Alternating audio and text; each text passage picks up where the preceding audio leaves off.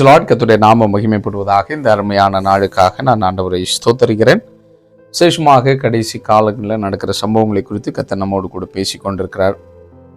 நிச்சயமாகவே இது அநேகருக்கு ஆசீர்வாதமாக இருக்கும் என்று சொல்லி நான் விசுவாசிக்கிறேன். ஒரு வார்த்தையை ஜெபிக்கலாம். பரிசுத்த பிதாவே, உமக்கு நன்றி ஆண்டவரே. உங்களுடைய வார்த்தையை நாங்கள் தியானிக்க போகிறோம். எங்களோடு கூட எங்களுக்கு கற்றுத்தாருங்க. வேதத்தில் இருக்கிற ரகசியங்களை அறிந்து கொள்வதற்கு எங்களுடைய மனக்கண்களை கர்த்தனை திறக்கும்படிக்காய் ஜெபிக்கிறோம். இதை கேட்கிற சபை ஜனங்களாகட்டும், உலகத்தில் ஆண்டவரே உங்களுடைய பிள்ளைங்க யாராக இருந்தாலும் கர்த்தாவே, நீங்கள் அவங்களோட கூட நீங்கள் பேசும் ஆண்டவரை, உங்களுடைய வருகைக்காக எங்களை நீர் ஆயத்தப்படுத்துவதற்கு இந்த செய்திகள் எங்களுக்கு பிரயோஜனமாய் உள்ளதாய் மாறட்டும்.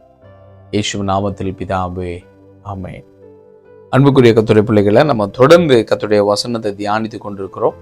குறிப்பாக மனிதன் கடைசி காலங்களில் கொடிய மனிதனாய் மாறுவான் என்கிறதை மையமாய் வைத்து கர்த்தர் நம்மோடு கூட விசேஷமாக 2 தீமோத்தேயு 3வது அதிகாரத்தில் கடைசி நாட்களில் கொடிய காலங்கள் வரும் என்று அறிவாயாக என்கிற வசனத்திலிருந்து கர்த்தர் நம்மோடு கூட பேசி கொண்டிருக்கிறார். பாருங்க, அதில் கர்த்தருடைய கிருபையினால 4 பகுதிகளில் கர்த்தர் நமக்கு கற்றுக் கொடுத்தார்.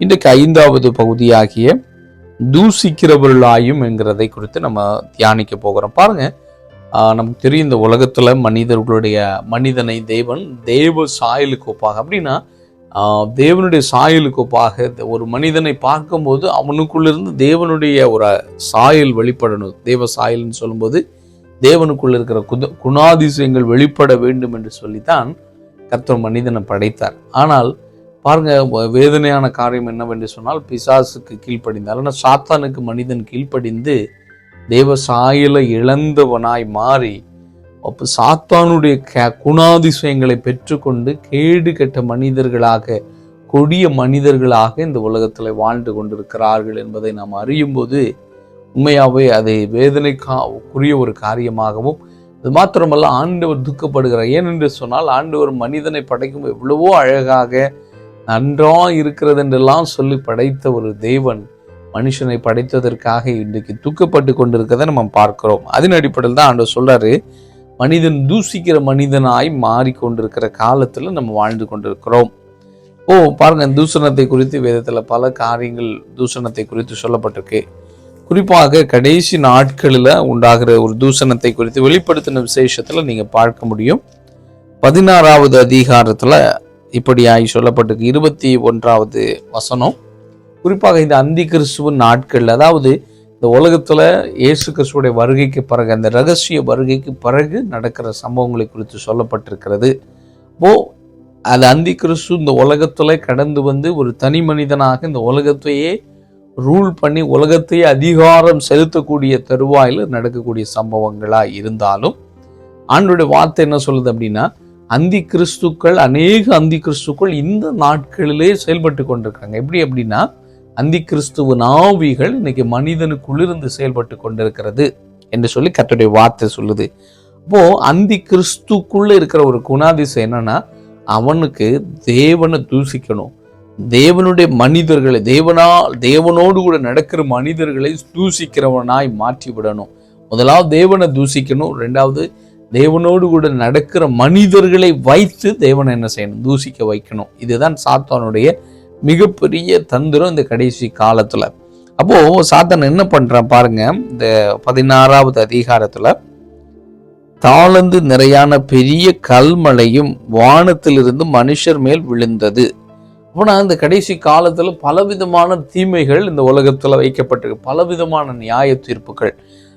இந்த உலகத்துல எப்படி பழைய ஏற்பாட்டின் காலத்துல பல வாதைகளினால எகிப்தியர்களை, அதாவது தேவனை அறியாத ஜனங்களை என்ன செய்தாங்க, கர்த்தரே அவர்களை வாதித்தார், அந்த வாதையினால் அவர்களை நியாய தீர்ப்பு கொடுத்தாரோ, அதுபோல் இந்த கடைசி காலத்திலும் ஆண்டவருக்கு பிரியமில்லாத ஜனங்கள் மேல கர்த்தரை அறிந்து கொள்ளாதது நிமித்தமாக, கர்த்தரை அவர்கள் அண்டிக் கொள்ளாதது நிமித்தமாக இந்த உலகத்துல அந்தி கிறிஸ்துவின் நாட்களில பலவிதமான வாதைகளினால் இந்த தேசங்கள் அழிந்து போகிறது என்பது ஆண்டவருடைய வார்த்தை சொல்லுது.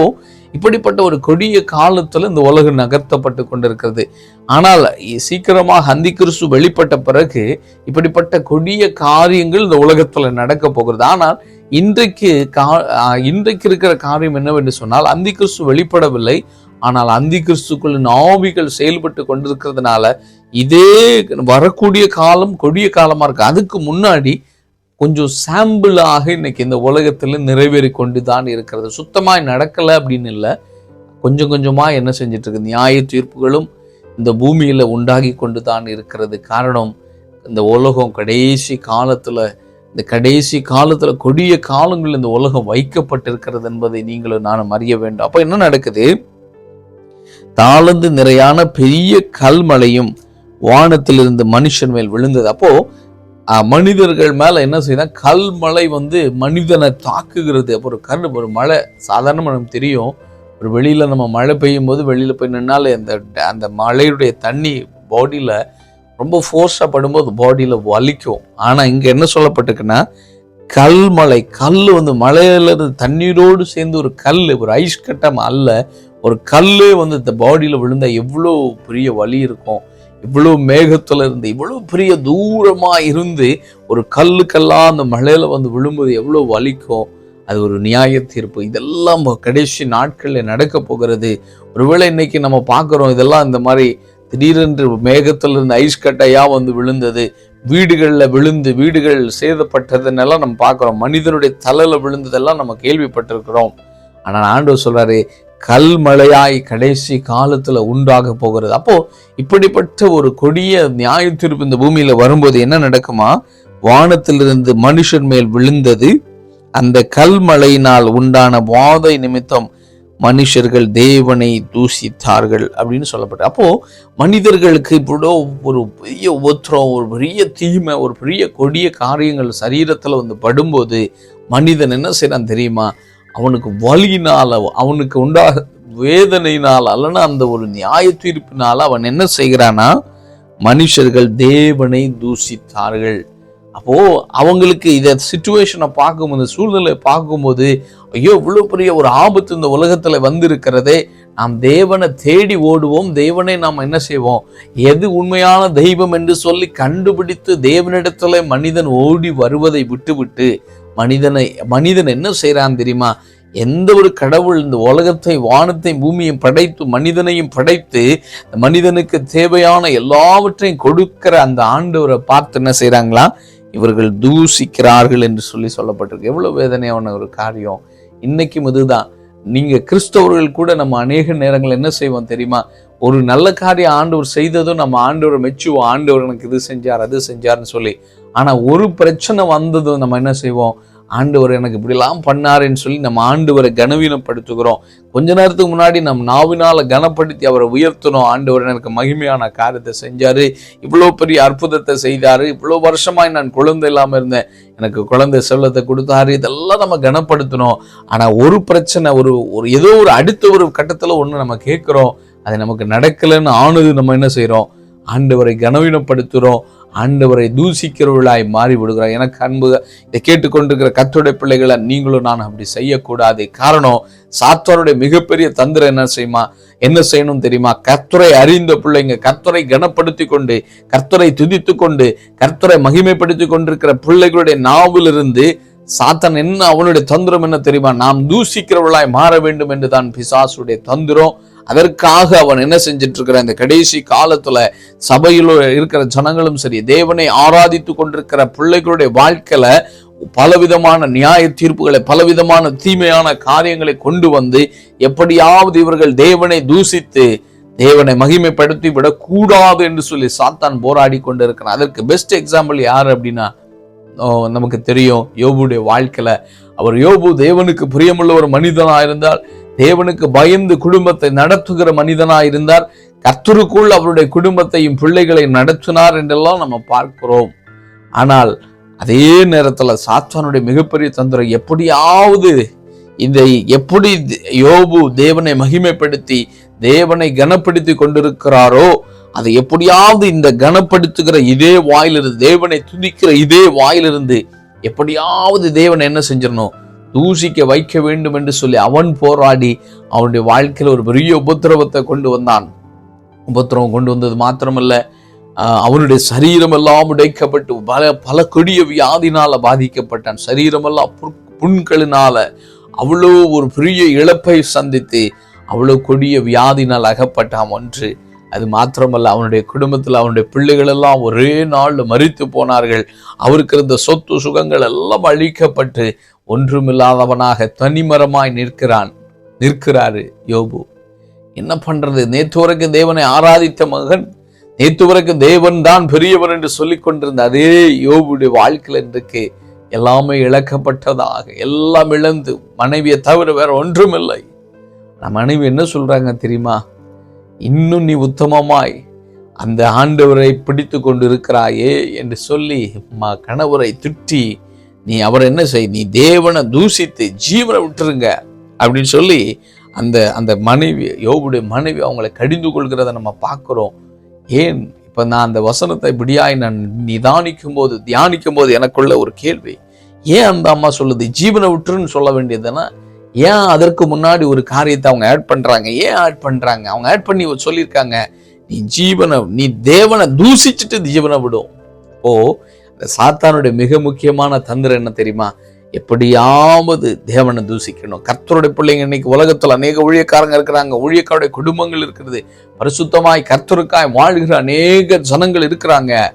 அவர்களுடைய வாயிலிருந்து தேவனை துதிக்கிறத விட்டுட்டு அவங்க நாவை தூசிக்கிறதாய் மாற்ற வேண்டும் என்றுதான் பிசாசுடைய தந்திரம். அன்புக்குரிய கர்த்தருடைய பிள்ளைகளை, அதற்காக அவன் வைத்திருக்கிற தந்திரம் என்ன தெரியுமா? நம்முடைய வாழ்க்கையில கொண்டு வருகிற உபத்திரவங்களும் பாடுகளும் நிந்தனைகளையும் முன்னாடி காண்பித்து பிசாசு சொல்லுவான், பாரு, நீ ஆண்டவரை துதித்தாயே, ஆண்டவரை நீ கனப்படுத்தினாயே, ஆண்டவருக்காக நீ வாழ்ந்தாயே, உனக்கு என்ன பிரயோஜனம்? பாரு, உன் வாழ்க்கையில மற்றவங்க வாழ்க்கையை கம்பேர் பண்ணி பாரு, தேவனை அறியாத ஜனங்களை பாரு, இல்ல அரகுர கிறிஸ்துவனுடைய வாழ்க்கையை பாரு, அவங்க நன்றாய்த்தான் இருக்கிறார்கள், ஏன் உன் வாழ்க்கை மட்டும் இவ்வளவு பாடுள்ளதா இருக்கிறதுன்னு சொல்லி நீ தேவனை தூசின்னு சொல்லி, தேவனை துதிக்காத, நீ தூசித்து விடுன்னு சொல்லி உங்களுடைய இருதயத்துல, என்னுடைய இருதயத்துல சாத்தான் இந்த கடைசி காலத்துல போராடி கொண்டு தான் இருக்கிறான். ஆனால் நீங்களும் நானும் என்ன செய்யணும் தெரியுமா?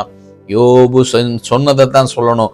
யோபு என்ன சொன்னாரு? தேவனிடத்துல நன்மை பெற்ற நாம் தீமையை பெற வேண்டும் அல்லவான்னு சொல்லி தேவன் அந்த இடத்துல கனப்படுத்துகிறார், தேவனை தொடர்ந்து மகிமைப்படுத்துகிறார், தேவனை தொடர்ந்து துதிக்கிறதை தவிர அவர் தூசிக்கவில்லை. பாருங்க, வெளிப்படுத்தின விசேஷம் 16:21 பார்த்தோம். கடைசி காலத்துல எத்தனை விதமான உபத்திரவங்கள் வந்தாலும், உபத்திரவம் வரதான் செய்யும்.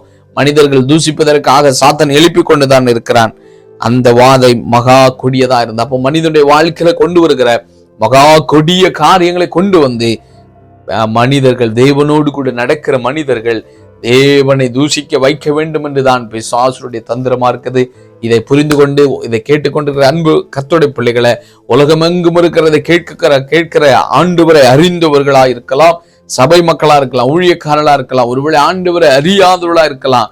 ஒன்றே ஒன்று செய்யுங்க, உங்க நாவிலிருந்து தேவனை துதிப்பதை தவிர தூசிக்க கூடாது. சாத்தான் தூசிக்கிறவர்கள் எழுப்பி கொண்டுதான் இருக்கிறான். ஆனால் ஆண்டவருடைய விருப்பம் என்ன தெரியுமா? என் ஜனத்தை எனக்கென்று என்னை துதிக்கும்படிக்காக, என்னை உயர்த்தும்படிக்காக நான் ஏற்படுத்தினேன் என்று சொன்ன தெய்வம் இன்றைக்கு உங்களையும் என்னை பார்த்து சொல்றாரு, என்னை நீ துதிப்பாயா? ஒருவேளை உன் வாழ்க்கையில நீங்க தூசித்து கொண்டு, உன் வாழ்க்கையில வந்த உபத்திரவம், உன் வாழ்க்கையில வந்த பாடுகளை பார்த்து என்னால துதிக்கவே முடியல, என்னால என்ன ஆண்டவர் சொன்னாரு, எனக்கு என்ன செஞ்சாரு என்று சொல்லி என் வாயிலிருந்து கனவீனமான வார்த்தைகள், தூசணமான வார்த்தைகள் தான் வருகிறது என்று ஏங்கி கொண்டிருக்கிற அன்பு கர்த்தருடைய பிள்ளைகளை, நீ துதிக்க ஆரம்பி. உன் வாழ்க்கையில இருக்கிற எல்லா போராட்டங்களும், எல்லா துயரங்களும் மாறி, ஆண்டவரை தூசிக்கிறது அல்ல, தேவனை துதிக்கிறவனாய் உன்னை மாற்ற அவர் போதுமானவராய் இருக்கிறார். கர்த்தாவே, நீ பேசின வார்த்தைக்காய் நன்றி. இந்த வார்த்தையை கேட்கிறவருடைய வாழ்க்கையில 30, 60, 100 மடங்கு கனி கொடுக்கட்டும். நாங்கள் தூசிக்கிறவர்களாய் அல்லப்பா, உம்மை துதிக்கிறவர்களாய் எங்களை மாற்றும். இயேசுவின் நாமத்தில் பிதாவே, ஆமேன், ஆமேன்.